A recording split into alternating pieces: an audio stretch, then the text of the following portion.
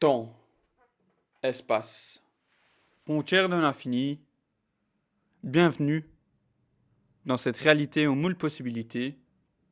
Je suis le Die Berserker, l'homme qui façonne ses futures fanfictions, car posons-nous la question, et si le Marvel Cinematic Universe était reboot vers 2025, plus ou moins, qui pourrait donc offrir peut-être des histoires tout aussi bonnes, voire mieux, cohérentes et surtout accurate. Et je ne parle pas de comics. Vous l'avez compris, je suis toujours le Dylan Malone. On ne parle pas de DC, bien que je vous avais dit il y a quelques temps que je n'attaquerai pas mon reboot. Oui, parce que j'avais déjà fait 3 projets sur Forum Mojo, accompagné d'Ours Martin. Lien dans la description, en tout cas pour le premier, si vous voulez. Et donc, je me réattelle à cet exercice parce que je suis passionné de comics une nouvelle fois, du format de l'audiovisuel, de créer des histoires. Car pour ceux qui ne sauraient pas une nouvelle fois, je suis réalisateur amateur. Donc le projet, déjà les projets que vous pourrez les trouver quand je les aurai bien retravaillés, voilà, et montés, etc. Sous la chaîne sur la chaîne Berserkers Chronicles, BZK, où du coup diffuser ma web série qui se termine vraiment là cette année, voilà, pour de bon. Bien que j'ai commencé à faire des projets plus indépendants depuis l'année passée et je continuerai du coup. Et donc c'est sur celle-là, comme je vous dis, que vous pourrez retrouver les futurs projets Marvel, hein, chacun développé. Je vais essayer de développer les 5 projets du MCU, là où pour DC j'en ai 6. Et d'ailleurs, le premier de ces 6 projets d'ici devrait arriver dans quelques temps. Enfin, ça fait quand même pas mal de temps que je m'étais remis à bosser dessus. Donc là, voilà, il me reste à écrire 2-3 trucs afin de vraiment peaufiner, améliorer mon Clark Kent, l'humaniser davantage, faire que ce soit le Superman accurate en fait finalement, et dont le trailer sortira dans les jours à venir sur cette chaîne et sur celle de Berserkers Chronicles. Voilà, voilà, j'en reparlerai de toute façon. Pour les plus curieux parmi vous qui aiment du coup le monde des comics entre autres, en tout cas qui se posent la question qu'est-ce qu'on pourrait avoir au MCU actuel, notamment puisqu'on parle surtout Marvel ici. Bonne vidéo, n'oubliez pas le petit like, de vous abonner si ça n'est pas encore fait, d'activer la cloche et on se lance. Le but étant, c'est vrai que j'avais oublié, de vous donner la prémisse, donc les 2-3 lignes directrices de mes 5 récits MCU, de vous mettre en avant en quelques mots vraiment les inspirations cinématographiques et ou sérielles, le format de chacun, le genre, les genres qu'ils vont aborder et les castings principaux. On commence avec The Captain America, le pilote de l'US Air Force Sam Wilson se voit malgré lui reprendre l'enquête d'un certain Luke Cage sous la demande de l'ancien et originel Captain America Steve Rogers, Cage ayant disparu depuis plusieurs jours. Donc voilà, petit hommage à Top Gun, voilà, quand même, au fait que Luke Cage et Sam Wilson dans les comics viennent du même quartier d'Harlem, connexion avec déjà la figure du Captain America, Steve Rogers, qui a déjà un passif quand même forcément avec la Seconde Guerre mondiale, jusque moi à la fin de la guerre du Vietnam, va du coup déclencher le fait qu'il quitte un peu pendant un moment le Shield, etc. Justement, en parlant de Shield, en revenant à nos jours, hein, donc l'histoire se situe vers 2025 quelque part, quelque chose comme ça. Le Shield, quant à eux, ayant mis leur US Agent sur le coup, US Agent servira aux côtés de son Bucky Falcon, comme dans la série Winter Soldier, Falcon Winter Soldier, dont avait parlé CG et Comics, et CG et Anto Webhead, justement par des comics Captain America sur Sam Wilson notamment, dont d'ailleurs je vous mets la cover d'un des deux. Il m'a servi aussi à écrire ce récit, conseillé par Defiant notamment, qui a cette petite ambiance quand même, Mission Impossible, hein, qui est du coup une source d'inspiration grande pour ce récit, hein, les premières Missions Impossibles que je reverrai. Pour moi, les 4 premiers sont vraiment les must. Et un petit peu de Sicario. Donc voilà, on va voyager. Il y a des enjeux politiques forcés par le fait qu'on parle de Captain America, etc., du Shield. Bref, au cours de cette enquête, Sam découvre bien des choses, dont le fait que l'Hydra existe toujours et a continué d'expérimenter sur l'homme. Et donc, ce n'est pas pour rien que, certainement, que je commence par un Captain America, que je parle de l'Hydra, et ma phase 1 va avoir en toile de fond l'Hydra, hein, vraiment la politique, ce qu'ils n'ont pas trop fait, trop assumé, puisqu'ils voulaient toucher au grand public, faire de la baston, mettre vite des personnages, etc. Voilà. Donc, bref, je vous ai posé les bases. Mon casting principal pour un des Nemesis Ouais, je fais par l'ordre des images qui est rangé dans mon dossier. On aurait donc Crossbones, forcément. Crossbones qui serait interprété par Thor Bjornsson, donc, et qui est la montagne dans Game of Thrones. Voilà, il y a un physique, il y a une gueule. Il n'y a pas besoin de lui mettre beaucoup de dialogue à cet homme-là. Et encore, quand il en a, je trouve qu'il se débrouille. Voilà, il est imposant.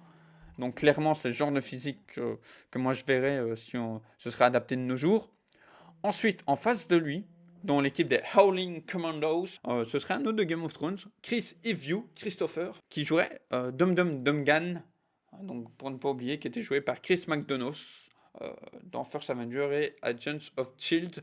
Donc voilà, là, il aurait cette gueule-là, pour dire d'être un peu plus moderne, pas juste la moustache, petit bonnet, vraiment outfit, vêtements d'agent d'intervention, full noir et tout, avec le petit logo blanc forcément sur le bras, du shield et tout.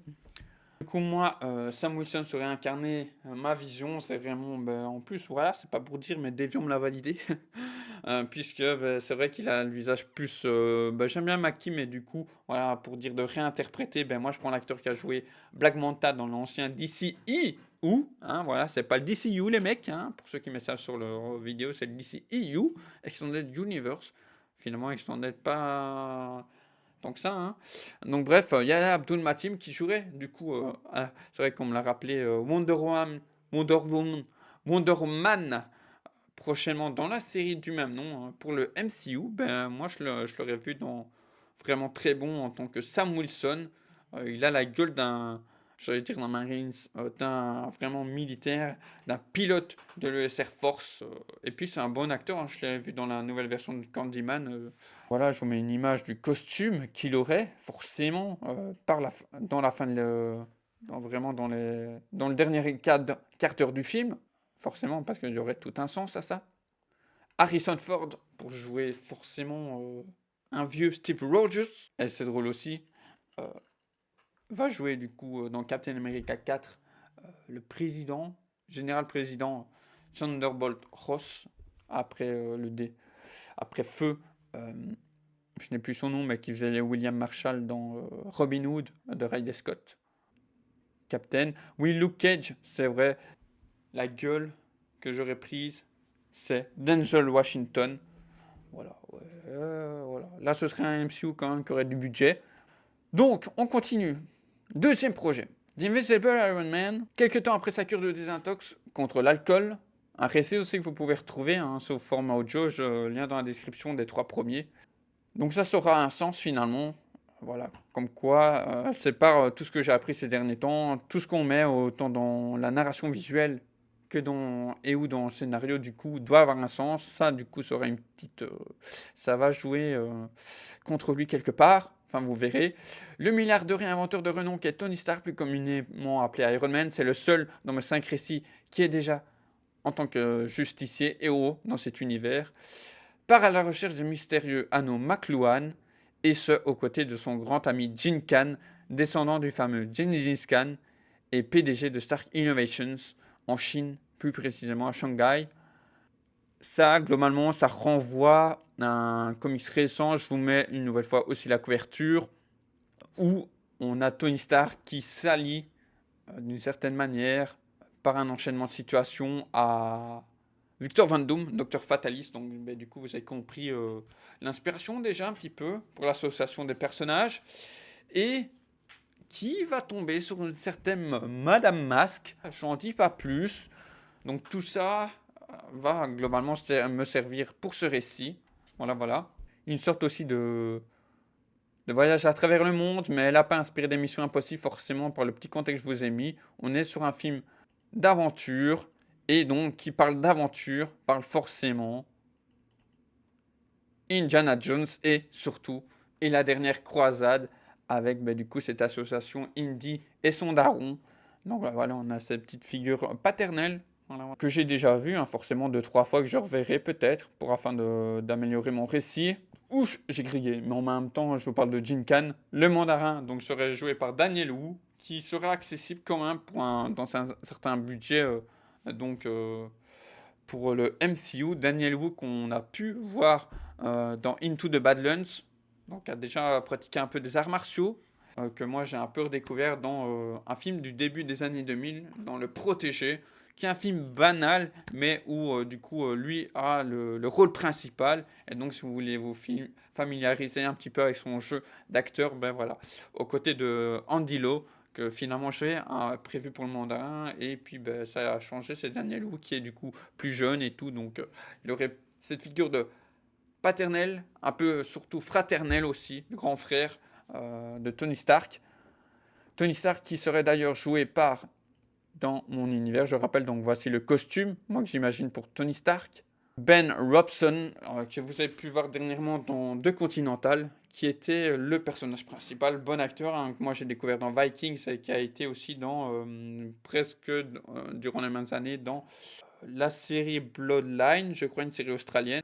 Et par rapport à ce que je souhaite faire, franchement, on pourrait toujours garder un petit peu ce côté rock'n'roll, forcément, du personnage, un petit peu avec certaines musiques hard rock et tout. Je pense que lui, du coup, pourrait appuyer aussi ce côté drama par des séries comme dans lesquelles il a joué, hein, comme The Continental ou encore Vikings. Ouais, pour moi, c'est en plus un acteur qui serait accessible aussi. Donc voilà, c'est ça aussi, il n'y a pas des gros noms forcément pour les acteurs, les personnages principaux. D'ailleurs, si vous voulez vous familiariser ici avec l'univers d'Iron Man, les personnages, je ne cesserai de le répéter, mais la série d'animation Armored Adventures, Iron Man en 3D qui était vraiment satisfaisante. On continue avec le troisième projet de mon MCU, The Howling Commandos. Pendant la Deuxième Guerre mondiale, les Alliés envoient une escouade composée de leurs meilleurs hommes sur le sol allemand afin de ramener des scientifiques qui leur sont chers. Cette équipe est constituée entre autres du capitaine Steve Rogers. À son côté de Steve Rogers joué par moi, autant le faire directement, par Alan Ritchson, que c'est vrai que je verrais bien aussi, comme je le disais pour mon DCU, en tant que Aquaman. À leur côté aussi, son fidèle lieutenant, forcément, et sniper, Bucky Barnes, joué par Jamie Bell, que j'ai revu là dans The Eagle. The Eagle aux côtés de Channing Tatum, vraiment excellent cet acteur. Le sergent Nick Fury Senior, ou encore de leur force de frappe sous-marine, Namor. Donc clairement, ça renvoie aux premières heures, aux premières associations, on va dire, de Captain America en comics, les Invaders, où là j'ai juste remplacer la Human Torch par le sergent Fury. C'est clairement inspiré des 12 salopards, mais encore d'Overlord, beaucoup plus récent, de J.J. Abrams, qui est vraiment une pépite, où on retrouve en plus Wyatt Russell, qui jouait l'US Agent dans l'univers du MCU. Bref, la boucle est bouclée. Une mission suicide, hein, durant la Seconde Guerre mondiale, afin d'établir Steve Rogers. C'est l'univers, la Legacy Captain America.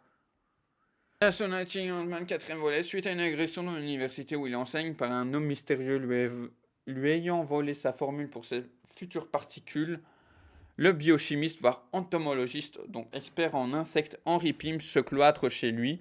Henry Pym serait joué par Max Irons, à redécouvrir dans The Riot Club, une pépite en termes de film britannique sur la divergence des classes sociales et forcément leurs méfaits de la classe bourgeoise par le biais l'angle de vue dans une université, par un baptême, etc. Max Irons qui avait le rôle principal et bon acteur dramatique. Par rapport au personnage Henry Pym, je pense qu'il y a tout à faire. Pendant que le Shield traque son agresseur, sa nouvelle assistante Janet Van Dyne, qui moi serait jouée par Arden Coe, qu'on a pu voir notamment dans Teen Wolf, pendant que sa nouvelle assistante Janet Van Dyne l'aide à peaufiner sa fameuse formule, donc chez lui, hein, je rappelle, et de là va naître une idylle entre les deux. Très inspiré par le film Fight Club, bon, je vais dire, mais ouais donc quoi? Ouais donc Ornicar, tout a son importance. Voilà, si vous connaissez le film, vous voyez déjà un peu sur quoi je pars. Si vous connaissez Henry Pym, Hank Pym, l'univers Marvel, etc., vous voyez aussi sur quoi je pars. En niveau de comics, j'hésite à voir si je prendrais Je suis Ant-Man, parce que c'est une anthologie intégrale, grosse intégrale sur, je pense, normalement Henry Pym. Et sinon, il y a d'autres récits qui sont sortis ces dernières années sur lui. Il y en aura au moins un. Je vous mettrai image à l'appli que je prendrai forcément pour lire enfin du Ant-Man. Et puis pour avoir des personnages qui correspondent quand je vais écrire un petit peu par des lignes dialogue et tout. En espérant pour vous, pour moi, aboutir ce projet-là d'Ant-Man, eh bien, c'est que ça corresponde quand même à leurs homonymes papier, hein, que je fasse pas n'importe quoi, tant pour Janet que pour lui, bien que je connaisse les grandes lignes de Hank. Et ensuite, le dernier projet, Secret Empire, vous avez vu le logo, afin de stopper la naissance d'une troisième guerre mondiale, organisée par l'Hydra forcément, le Shield réunit leurs meilleurs atouts, le New Captain America, donc Sam Wilson, Iron Man, Tony Stark, Namor et les Howling Commandos, toujours dirigés par Dum Gun. Tous épaulés par le duo de scientifiques Janet et Hank, qui se découvriront des facultés, on va dire ça comme ça, durant le film, ou en tout cas mettront en application les fameuses particules PIM, donc qui seront devenus des... Janet qui était déjà une agent du SHIELD, pour ceux qui ont un petit peu suivi, et Hank qui le sera devenu un petit peu malgré lui, quelque part. Ce ne sera pas sans accroc, puisque ceux-ci rencontreront, entre autres, certains mutants sur le sol, sur les navires, peut-être, de l'Hydra, et notamment par une séquence qu'on a pu voir dans, malheureusement, X-Men Apocalypse, je crois, ou Dark Phoenix, Apocalypse, je pense, un certain James Howlett, la Weapon X, et on se ferait plaisir, on prendrait le petit et talentueux Daniel Radcliffe, un vilain qui pourrait faire son caméo, hein. Lié à tout ça, c'est le personnage de Mr. Sinister, qui serait le leader quelque part de l'Hydra, et du coup qui lie tout ça, le côté mutation, et incarné par, moi j'ai pas pris la facilité, j'ai pas pris Colin Farrell, non, même bien qu'il serait excellent, j'ai pris Chris Pine, surtout par la photo que je vous ai pris, je pense que j'ai un truc à faire là, lui teindre les cheveux en noir et tout, et pas forcément là lui mettre comme l'image de comics que je vous ai mise, mais voilà, cheveux noirs, teint pâle, costume noir, petite cravate, chemise blanche, cravate noire, voire avec une petite barrette rouge, logo de l'Hydra dessus en rouge, ça pourrait claquer, défoncer. Voilà en somme ma proposition d'un bon MCU. J'espère que celle-ci vous aura plu. Quoi que vous en pensiez, n'hésitez pas à le dire dans l'espace commentaire. Ce que vous me conseillez en lecture Ant-Man, donc sur Hank Pym je précise, sur Tony Stark, sur les Avengers. Avengers, je lirai peut-être sûrement au moins une intégrale et au moins le récit Avengers versus X-Men, puisque je parle de mutants et tout. Je continuerai de lire des intégrales des X-Men. Voilà. Et, et peut-être si j'arrive à... Ouais, il y a une intégrale des Invaders aussi, dont Deviant a parlé il y a peu aussi. Et sinon, je crois qu'il y a un récit qui avait été fait durant la Seconde Guerre mondiale avec Captain America, Bucky et tout. Ça aussi, je vais le choper. Il y a même Namor qui apparaît dedans. Je crois que c'est un comic qui est sorti il y a ces dernières années. J'espère que ouais, j'ai tout dit, que ça vous a plu. N'oubliez pas le petit like pour quand même aider à pousser ces vidéos de Passion Comics. Moi, je passe au montage et au montage d'autres petites vidéos. Je vous fais la bise et n'oubliez pas de lire. Que la passion soit avec vous.